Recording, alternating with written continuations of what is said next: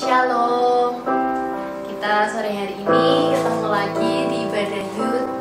Hari ini sebelum kita mau mendengarkan firman Tuhan, sebelum kita ke hal yang lainnya, kita mau tentukan hati kita dulu. Kita mau bawa semua kehidupan kita, hati kita ke dalam tangan Tuhan. Mari kita mau menyembah Tuhan, kita mau meninggikan nama Tuhan, kita mau berikan pujian kita buat Tuhan. Di tanganmu ini janjiku, segenap hidupku bagimu. Kau mengatur jalan hidupku, ku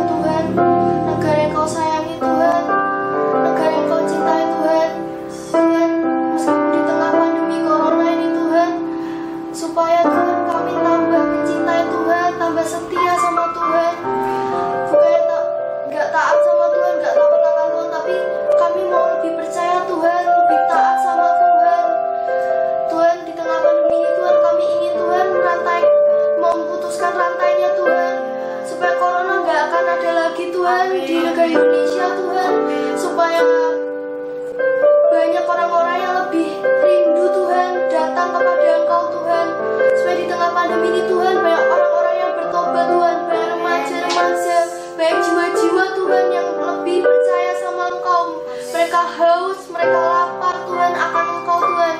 Kami menyerahkan Tuhan negara Indonesia ini Tuhan di dalam tangan-Mu Tuhan, karena kami percaya Engkau sayang Tuhan sama negara Indonesia Tuhan. Terima kasih ya Tuhan, kami menyerahkan negara Indonesia ini di dalam tangan-Mu. Haleluya. Tuhan, kami mau bawa Tuhan gereja GBI Rembang ke dalam tangan-Mu Tuhan. Kami percaya Tuhan gereja ini adalah gereja milik-Mu Tuhan. Bukan secara kebetulan Tuhan kami bisa melayani di gereja-Mu ini Tuhan. Kami percaya Tuhan ada sesuatu hal yang besar yang bisa Kau kerjakan kepada setiap kami ya Bapa. Tuhan, apapun yang sedang kami alami saat ini, apapun yang sedang gereja alami saat ini, tapi kami percaya Tuhan kami akan selalu tetap memandang wajah-Mu ya Bapa. Tuhan, biarkan Tuhan gereja GBI Rembang ini bisa menjadi berkat buat sekitarnya ya Bapa, bahkan buat kota-kota lain, bahkan buat negara ini, buat bangsa ini ya Bapa. Biarkan Tuhan setiap jemaat yang ada di gereja ini, gereja GBI Rembang, Kau terus berikan kesehatan, Kau berikan kekuatan, Kau berikan roh yang gak pernah padam buat melayani-Mu ya Bapa. Tuhan, kami percaya Tuhan Kau yang selalu cukupkan apa yang gereja kami butuhkan ya Bapa. Entah itu dana, entah itu apapun ya Bapa, kami percaya Kau punya Tuhan yang besar, Kau punya Tuhan yang kaya. Setiap pembangunan untuk gereja anak, kami percaya semuanya akan selesai pada waktunya, tepat pada waktunya Tuhan.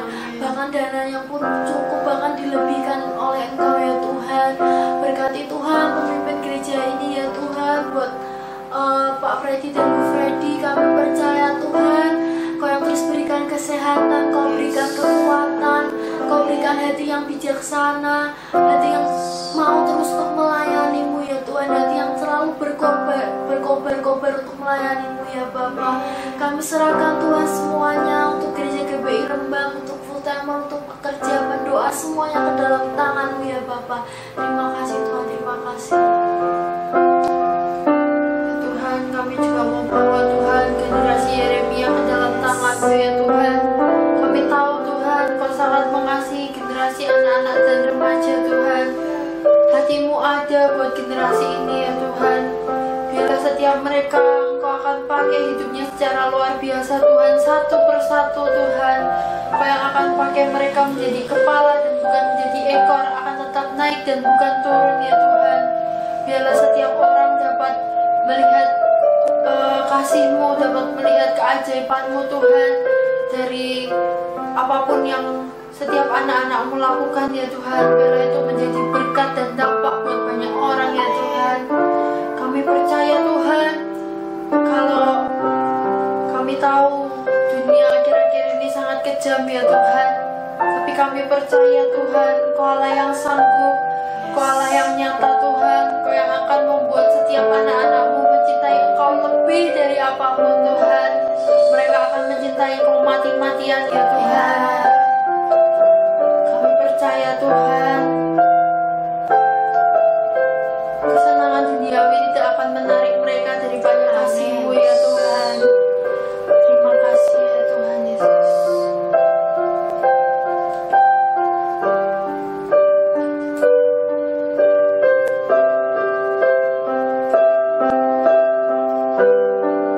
Sebab aku percaya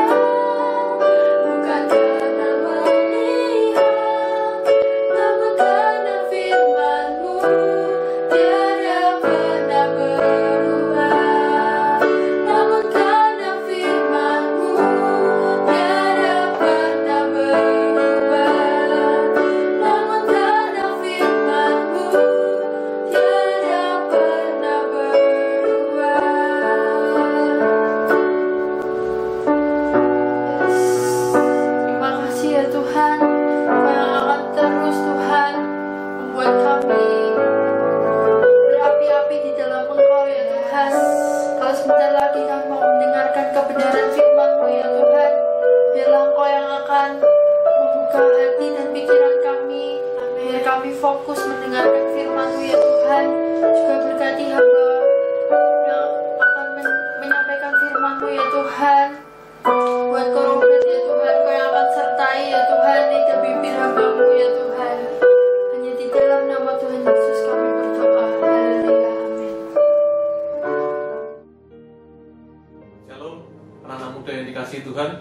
Mari kita sebelum mendengar firman Tuhan, kita akan berdoa bersama-sama. Mari kita berdoa.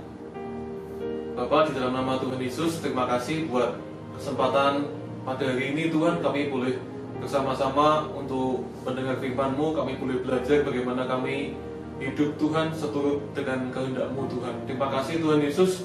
Terima kasih, kami serahkan pemberitaan firman hanya ke dalam tangan kuasa-Mu, biar Roh Kudus yang beracara pada waktu-waktu selanjutnya. Di dalam nama Yesus kami berdoa dan mengucap syukur. Haleluya, amin. Ya, bagaimana kabarnya anak-anak muda? Ya, yang ada di rumah masing-masing. Kita semua sehat-sehat, amin. Semua sehat? Ya. Mari kita sama-sama dengar firman Tuhan. Kita buka di Kejadian 39 ayat yang ke-1 sampai yang ke-5. Ya. Kejadian 39 ayat yang pertama sampai yang ke-5. Ini ceritanya tentang satu tokoh yang namanya Yusuf. Ya, teman-teman semua.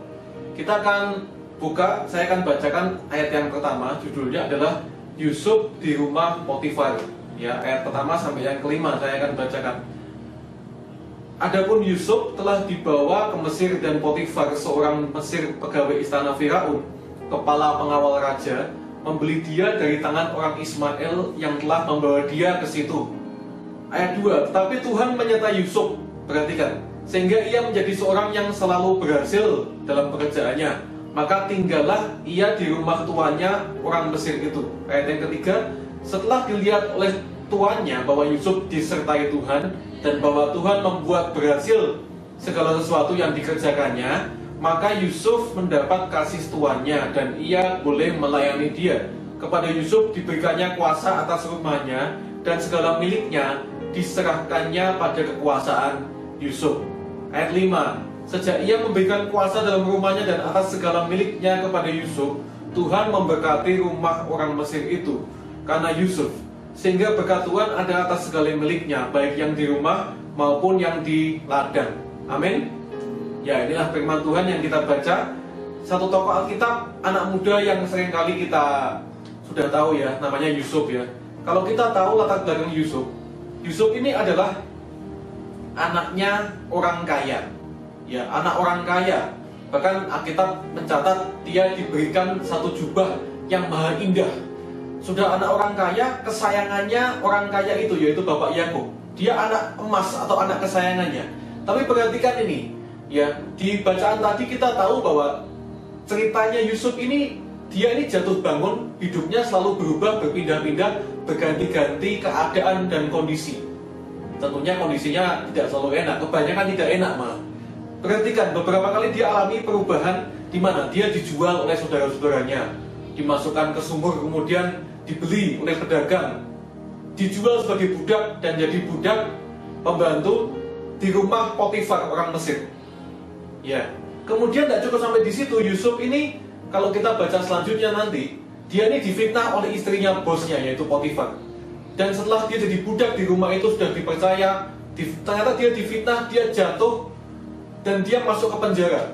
Di penjara, kemudian setelah di penjara, dia sempat juga dilupakan orang, ya, oleh sesama tahanannya, walaupun sudah dibantu ya. Jadi setelah itu dia baru diangkat Tuhan. Nah, anak-anak muda, saya mau membahas bahwa Yusuf ini hidupnya beberapa kali sekali lagi mengalami perubahan kondisi ya. Jadi budak, pertama anak orang kaya, dijual jadi budak ya. Kemudian jadi tahanan di penjara. Kemudian barulah dia baru dikatakan orang dunia sukses dalam tanda kutip. Yaitu apa? Jadi orang nomor 2 di Mesir, yaitu bawahannya Firaun. Tapi perhatikan ini, Alkitab mencatat, dikatakan Yusuf ini selalu berhasil. Di rumah Potifar, dia itu berhasil ya.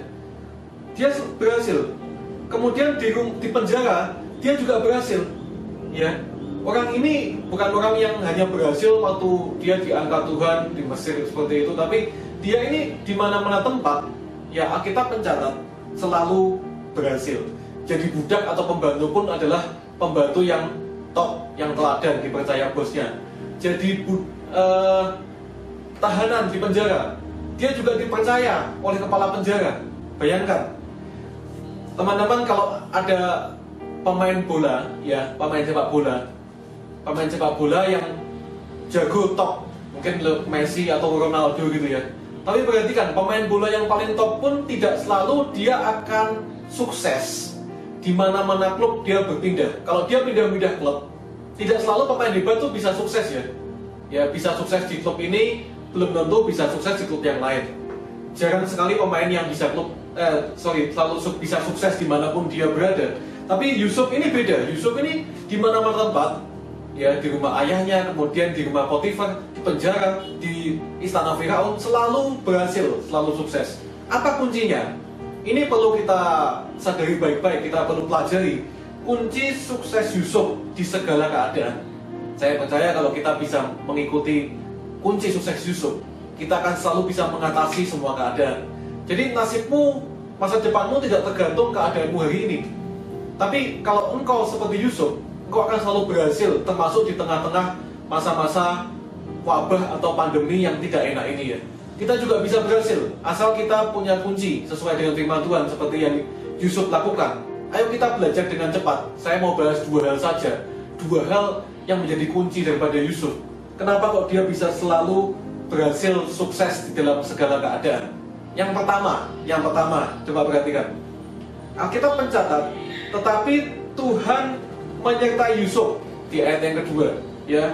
Bahkan dikatakan lagi di ayat 21 juga ada, Tuhan menyertai Yusuf waktu di penjara, ya. Jadi kunci sukses yang pertama jelas kita tahu tidak bisa diganggu-gugat. Yang pertama pasti karena disertai Tuhan. Kalau tidak ada Tuhan, tidak mungkin orang bisa berhasil.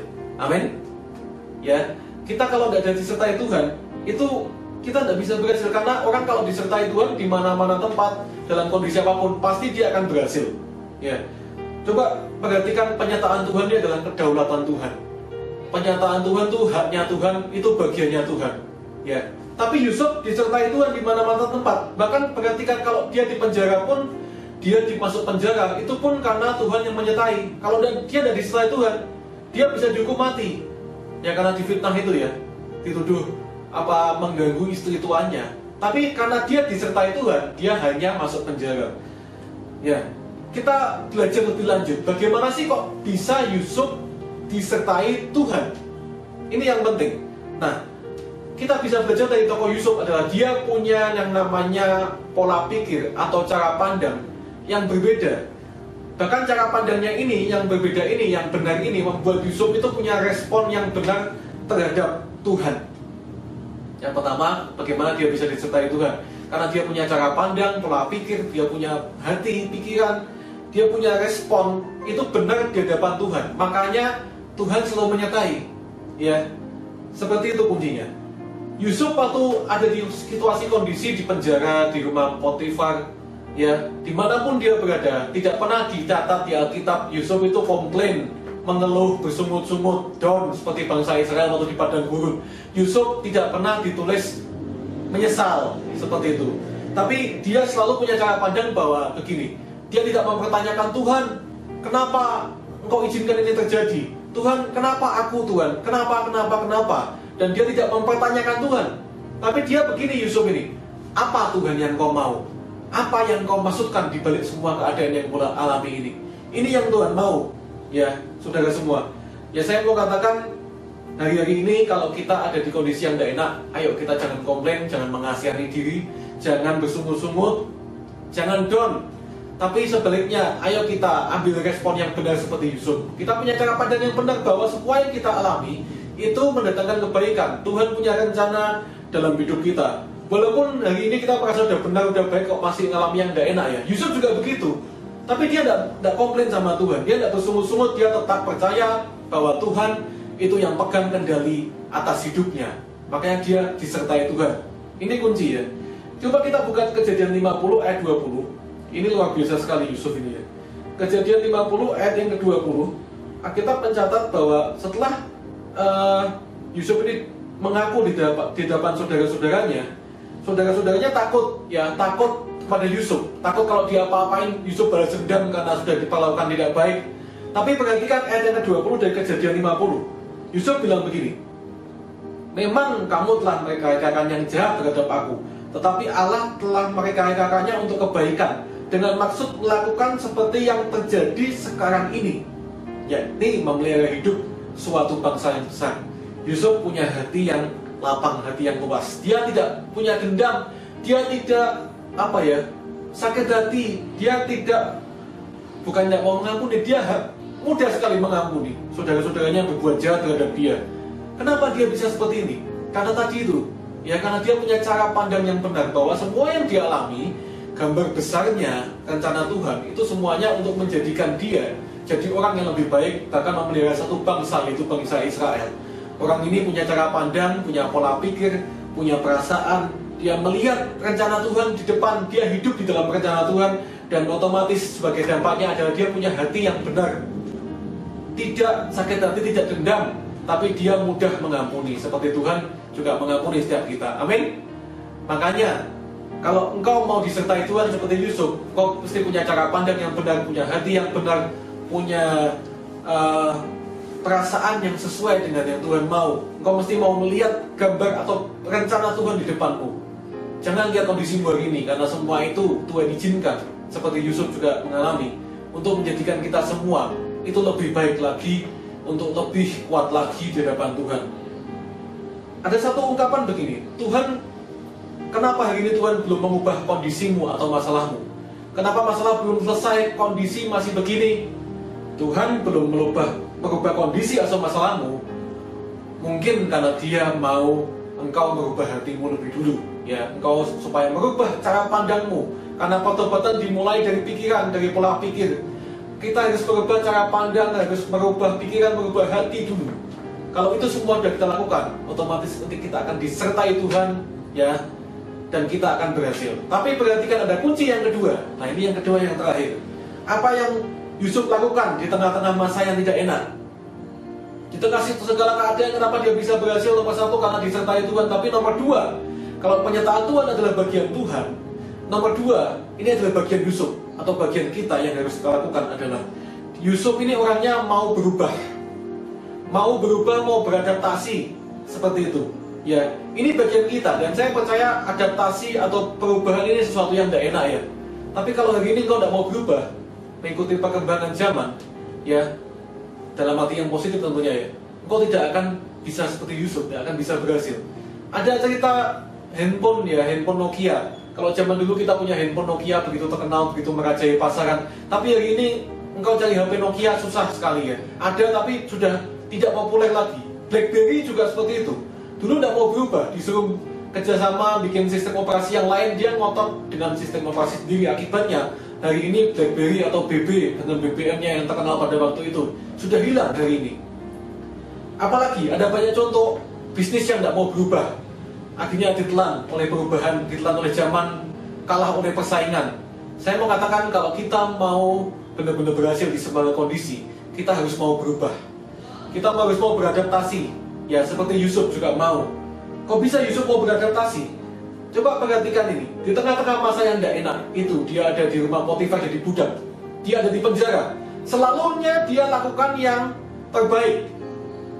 Yusuf ini pasti, saya pastikan dia adalah orang yang excellent, orang yang kerjanya bagus, yang tekun, yang setia dalam hal kecil pasti. Kenapa saya bisa yakin? Karena tidak mungkin seorang Potifar mempercayakan seisi rumahnya kepada Yusuf, kepada orang yang ecek-ecek atau kerjanya asal-asalan. Tidak mungkin. Tidak mungkin Yusuf ini orang yang suka main HP, bermain, tidur-tiduran, malas-malasan. Tidak mungkin. Yusuf ini pasti orang yang kerjanya top, excellent, di atas rata-rata. Dan Yusuf pasti orang yang tekun. Karena dilihat tuannya, oh Yusuf kok hari-hari kok tambah baik, ya. Pasti tuannya lihat, dan tuannya bilang, oh ini harus diangkat, ya. Dia juga pasti setia dalam hal kecil. Berapa banyak hari ini kita dipercaya Tuhan dalam hal kecil kita belum setia. Ayo kita belajar seperti Yusuf. Kalau engkau mau sukses dalam segala keadaan, hal kecil engkau harus setia, tekun, excellent. Excellent itu apa? Lakukan lebih daripada yang diminta di dalam segala keadaan. Contohnya Yusuf ini, ya, dia sudah excellent mentalnya sejak sejak di rumah bapaknya. Waktu dia disuruh mengantar makanan pada kakaknya di padang penggembalaan, waktu mendapati kakak-kakaknya tidak ada di tempat yang dituju, dia tetap mencari berjalan puluhan kilometer untuk mengantarkan makan saja. Orang ini orang yang tidak sembarangan. Kemudian dia juga belajar kenapa dia bisa menafsirkan mimpi. Ya, karena dia waktu muda dia sudah dipercaya Tuhan untuk bisa karunia punya menafsirkan mimpi, dan dia menekuni itu, setia dalam hal itu, dan akhirnya dia dipercaya Tuhan bisa menafsirkan mimpi oleh orang-orang Mesir. Seperti itu. Saudara, ayo kita belajar hari ini. Excellent, tekun, setia. Ini bagian kita yang seperti Yusuf lakukan kalau kita mau berhasil di tengah-tengah kondisi ini. Tapi perhatikan, kalau kita dikatakan harus mau berubah, mau beradaptasi, ada satu yang tidak boleh berubah seperti Yusuf. Kita harus punya namanya integritas. Integritas atau bisa dipercaya. Yusuf ini walaupun orangnya excellent, tekun, mau beradaptasi, tapi dia ini punya satu prinsip yang kuat, punya integritas, tidak digoyahkan oleh apapun. Waktu dia dicobai oleh istri Potifar, walaupun tidak ada tuannya, dia tetap lulus dalam ujian. Dia tidak mau mengikuti keinginan dosa. Dia tetap punya pegang yang namanya integritas. Dia bukan orang yang sembarangan ikut sana ikut sini. Dia bukan orang yang mudah kompromi. Diawasi atau tidak, tetap dia kerjakan dengan segenap hati. Ini orang yang punya integritas.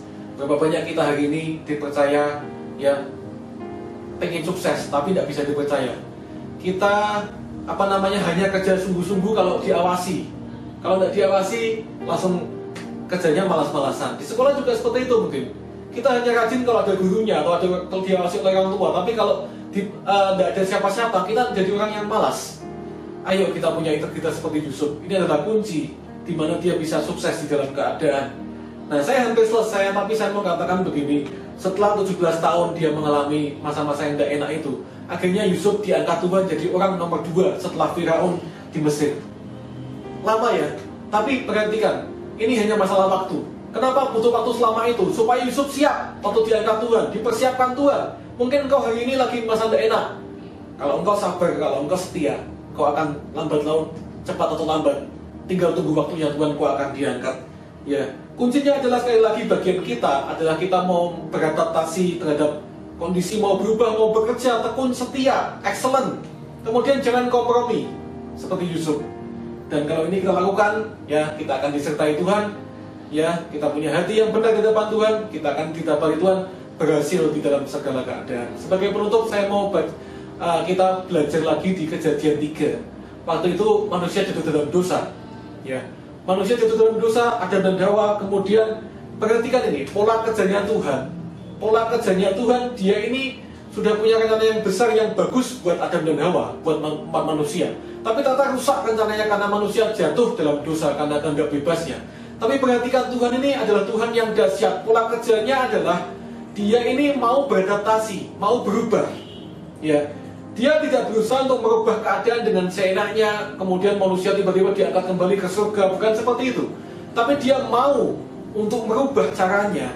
Dia mau merubah dirinya menjadi seorang hamba. Tuhan Yesus mau turun ke dunia demi menebus dosa kita semua. Mengalami masa-masa yang tidak enak, mau mengalami perubahan. Dan Tuhan lakukan semua dengan sungguh-sungguh, dengan sepenuh hati. Tuhan Yesus menunjukkan pola kerja yang sama dengan yang Yusuf lakukan. Nah, saya mau katakan buat anak-anak muda hari ini, ya kalau engkau mau sukses di segala keadaan, sekali lagi yang pertama, pernyataan Tuhan adalah yang penting, minta sama Tuhan, punya hati yang benar, punya cara pandang yang benar seperti Yusuf. Yang kedua, bagian kita lakukan yang terbaik, excellent, setia, ya dalam hal kecil, kemudian tekun di dalamnya. Dan kita mau berubah, mau beradaptasi, mau bekerja dengan giat. Ya, dan saya percaya kesuksesan itu akan menjadi milikmu. Penutup, ya, Bapak ada pepatah mengatakan do the best and God will do the rest. Ya, kalau kita tidak lakukan yang terbaik, Tuhan tidak akan lakukan sisanya. Tapi kalau kita lakukan yang terbaik, Tuhan juga akan lakukan bagiannya. Dia akan menyertai kita seperti Yusuf. Dia akan membawa kita, mengangkat kita, ya, ke tempat yang tinggi. Terima kasih. Firman Tuhan saya sudah sampai di sini, dan mari kita berdoa kembali bersama-sama.